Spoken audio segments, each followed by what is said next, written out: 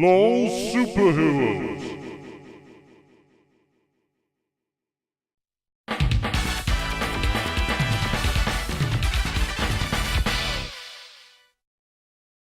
Ladies and gentlemen, boys and girls, children of all ages, welcome to LoL Superheroes. I'm your host as always, Thomas 108 the Expert, also known as MrXplosive in the world of League of Legends. And as usual, we are here yet again to pit two summoners against one another on the proving grounds to prove once and for all who deserves the title of LoL Superhero. This week we have two returning players coming back to see who can continue the streak. We have Dakoda Faken playing as Cassiopeia, as we have King of Fangs playing as Kassadin. Now, as well as this also being a grudge match to see who will keep the streak, we've also changed the rules a little bit of LoL Superheroes. The rules will go as follows. It will be either the first to 3 kills, so the first person to kill their opponent 3 times, or the first person to destroy their opponent's nexus. It's as simple as that. Now, when I say the 3 kills, they have to be 3 legit kills, as in they have to be countable. They have to be countable. If they decide to be dead by the turret and the turret gets a kill, then their opponent still needs to kill them 3 times respectively. So you can't cheat like that. So this is going to be interesting. Kassadin versus Cassiopeia. As you see, Cass doing some early farming, and Kassadin getting that silence off. Now, my straight up expectations of this match is literally Kassadin will... I reckon Kassadin will win this, just because he has a silence. And that silence is going to be devastating against Cassiopeia, because Cassiopeia needs to get off her abilities in the right combination and constantly get them out in order to keep the pain going. While Kassadin, all he needs to do here is what he's doing. Silence his opponent, keep his opponent pressured down, and everything should be all good and proper. But yet again, it is all to play for. I could be horribly wrong. And this early on in the game, it is pretty balanced between Kassadin and Cass.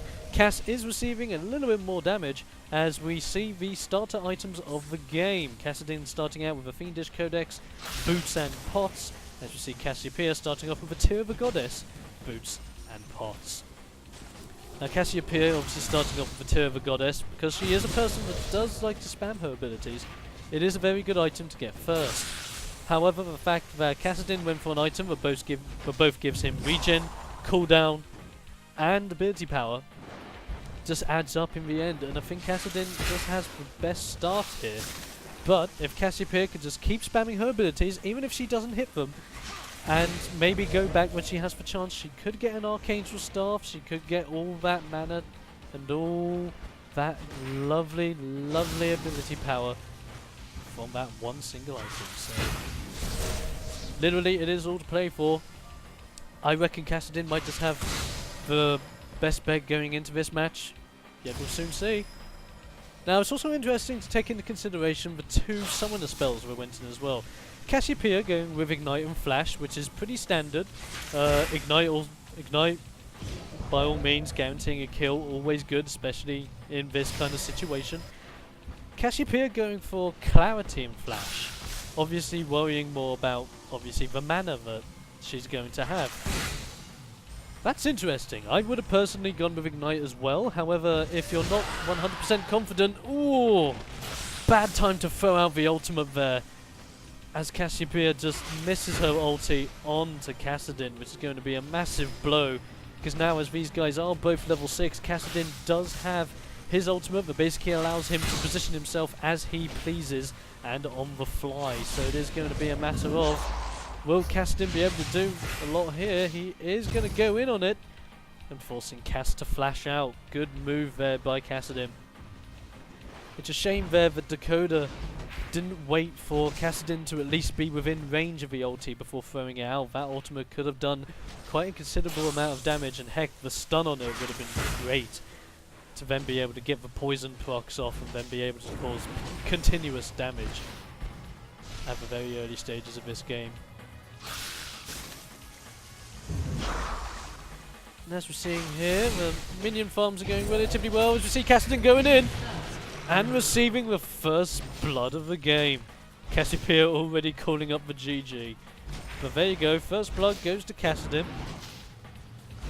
Very early on, it's that silence that just makes Kassadin a very dominant force against other mages. This is hence why he is a great counterpick against other mages in the mid lane, because he can silence them, he can outposition them once he hits level 6. And if he chooses his damage, if he chooses his items right, and if he gets back good farm, heck, he's even able to out-damage his opponents, which can just be devastating. Apologise there.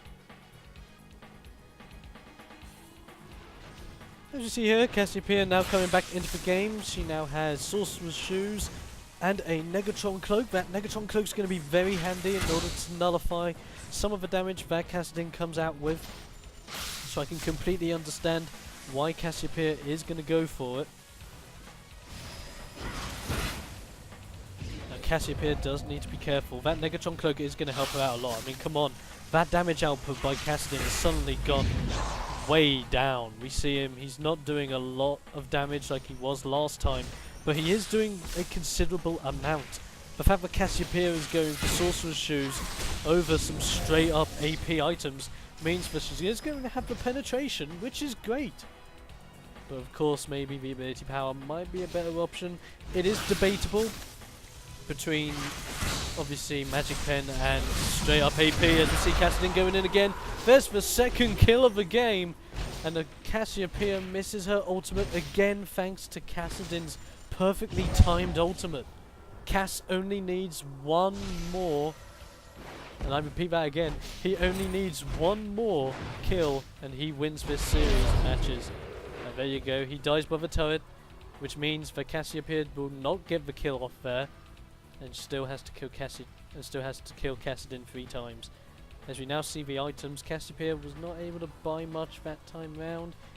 Kassadin, look at that, he still has health pots, he still has that 1 mana pot, and now he has Deathfire Grasp. He knows exactly what he's going to go for to end this match early. He's going to just be damage output all the way. He knows he's got 1 kill left to get, and as soon as he gets that 1 kill, it is all over. So here we go now, Kassadin being level 10, Cassiopeia being level 9. Cass has to be very careful now because she knows 1 more kill can end this. However, that doesn't mean she can't be a bit ballsy. As we see Kassadin go in there, he's getting quite a bit of damage done to him with that poison. And now she's just waiting for the right time as he just jumps on Cass. Oh, and Cass is down. That is all for today. Kassadin is the winner of this LoL Superheroes match. Very well done to Kassadin, very good counter pick against Cassiopeia. I think it was just a matter that Cassiopeia was not doing too well. I think it was just her starter items weren't in the right place. If she started off with a Fiendish Codex the same as Kassadin, she might be able to balance out her early game similar times with Cass, but because of that sad beginning, like she had a very good item build to go in by fixing and sorting out her very easy to use mana consumption. However, taking into consideration mana consumption early on when you win a 1v1 might not have been viable. Would have probably been better to go with a Fiendish Codex. There you go, Kassadin does win LoL Superheroes for this week by getting 3 kills to 0 in this series. And as we see now it's just fun and games. As you see Kassadin yet again get another kill to make that 4 to prove why he is dominant. So the game is over. That is LoL Superheroes for this week, ladies and gentlemen. Keep in mind, if you do wish to be a part of LoL Superheroes, hook me up on League of Legends, hook me up on YouTube, hook me up by any means necessary. Or better yet, hook me up on the AOE Teamspeak server. All the information you need in order to contact me is in the description below, so be sure to do that. And be sure to let me know whether you want to be a contender or in the commentary booth. I'm always looking for other people to join me in good commentary. But until next time, guys, I hope you have enjoyed LoL Superheroes for this week. Dakoda Faken versus King of Fangs, where King of Fangs is the winner. And until next time, I'm your host as always, Double-Sounded AKV Expert, also known as MrXplosive on League of Legends. Goodbye fellow summoners, goodbye, and I'll be seeing you guys on the fields of justice. Somebody call